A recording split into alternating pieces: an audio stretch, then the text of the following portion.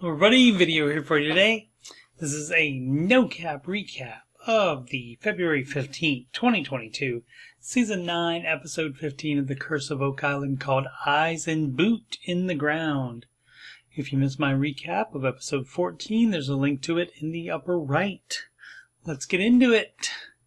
There's an island in the North Atlantic where people have been looking for an incredible treasure for more than 225 years. The D2 10-foot wide caissons or steel shafts are continuing to be driven into the ground in the money pit. The shaft has been named the Fellowship 1 or TF1. As the shaft goes deeper, the hammer grab clears the inside of it, able to hold 11.5 thousand pounds of material at a time. Keep that in mind for later, 11.5 thousand pounds of material at a time. A 4-inch borehole drilled in this location earlier this season resulted in water sample tests indicating large amounts of gold and silver, as well as axe-cut wood dated as early as 1488 and a metal fragment with gold in it.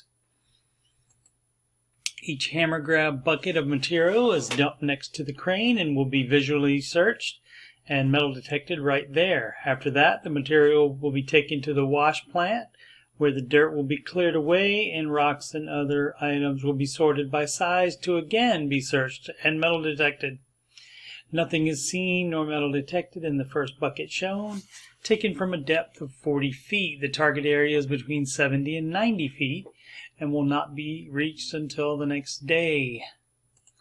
Meanwhile, Marty Lagina and Oak Island historian Charles Barkhouse take a road trip 300 miles northwest of Oak Island to the University of New Brunswick for a scientific report on the lead bag seal found by metal detection expert Gary Drayton a year earlier, just west of the artificially created swamp in Lot 32. The identifying process is called laser ablation, in which a laser cuts microscopic particles from the item, and isotope values are identified, which can tell the chemical composition and region of origin. The same process was used previously on this 14th century lead cross found 4 years prior at Smith's Cove and was determined to have come from a region of Europe that was a Knights Templar stronghold.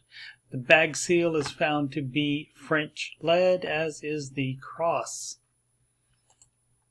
Narrator Robert Clotworthy recounts the 15th century and prior evidence, pointing to Knights Templar involvement on Oak Island, the Zena Halpern map, the Stone Road Wharf, pieces of cargo barrels, and of course the lead cross, which is almost an exact match for this carving Rick Lagina saw in a 14th century Templar prison in Dome, France.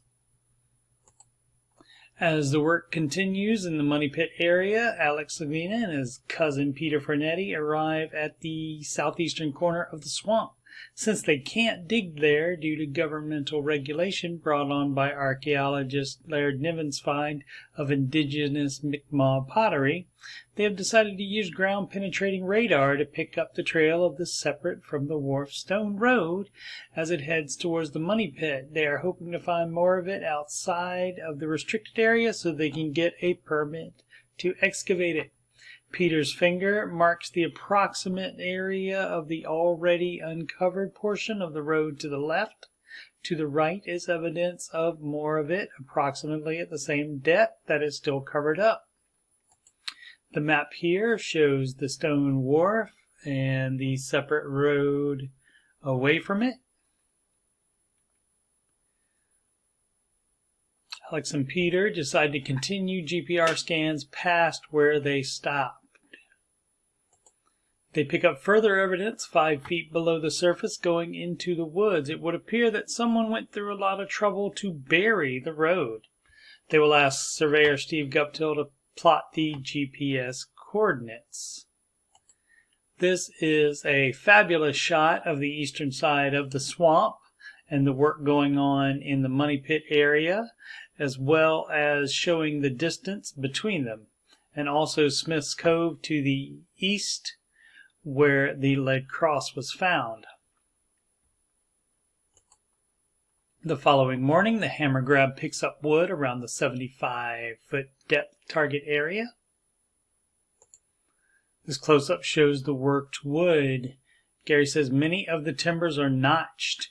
Each hammer grab scoop brings up more wood. Gary gets a metal detection hit, which ends up being an iron fastener that looks hand-forged, which equals old.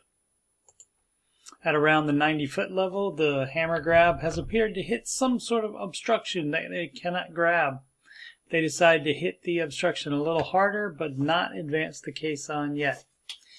The hammer grab eventually brings up this rock, which the team apparently drilled through earlier in the year when doing their exploratory boreholes. Afterwards, more wood is brought up. In the next bucket, Gary spots this boot. It says Kaufman on it. Kaufman was a Canadian rubber company at the same time FDR's salvage company was digging what they thought was the money pit. In 1909, Franklin Delano Roosevelt was a 27-year-old lawyer and 32nd degree Freemason. He would later become President of the United States in 1933 and went on to win 3 more terms when that kind of thing was legal. His company's dig, like so many others, was halted by flooding from the flood tunnels. Being in the same area would explain why some of the wood looks ancient and some looks more modern. The last bucket of the day brings up a bunch more wood. The caisson is at 101 feet and the excavation is at 92.5 feet.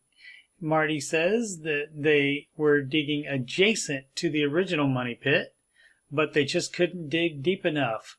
Vanessa Lucido, owner of Rock Equipment, says she has 60 more feet of casing. Next time on an all-new episode of The Curse of Oak Island, Jack Bagley finds concrete at the wash table. The chapel vault was said to be encased in clay and concrete. This is an artist's rendering of it from a previous episode about 4 years ago.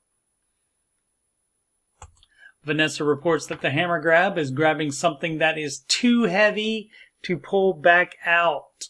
Remember, it can lift 11.5 thousand pounds. So it's something either, I guess, too big, where the hole isn't big enough, and it's only partly in the hole or something like that, or it is heavier than 11.5 thousand pounds. Gary finds something metal amongst the clay in the dump area, and Marty presumably takes that same piece of metal to the archaeology trader for testing, and it reveals a trace amount of gold in it, just like the piece found when TF1 was just borehole D2. As you can see at the bottom there, AU means gold, and you can see the trace amount right there. Righty, it is unknown at this point when this episode will air, as it appears the show is taking at least a 1-week hiatus, being preempted by an Abraham Lincoln special next Tuesday, February 22nd. 2 Tuesdays from now, the last thing on the History Channel schedule is the 8 p.m. Eastern repeat of this episode I just recapped, and it shows nothing after that. Whenever it does air, I will absolutely recap that episode, and a link to it will be in the upper right. I am Coach Steve Money. I am a Ramsey Solutions certified financial coach. You can schedule a free financial coaching consultation / assessment with me at calendly.com/Coach Steve Money. Link is also in the video description. You can email me about coaching or anything else on my YouTube, like Oak Island. CoachSteveMoney@gmail.com. Would love to hear from you. Channel donations can be sent to paypal.me/CoachSteveMoney. You can add me on Instagram at CoachSteveMoney, no spaces. And of course, this channel is youtube.com/CoachSteveMoney. Thank you so much for your support. Thanks for watching.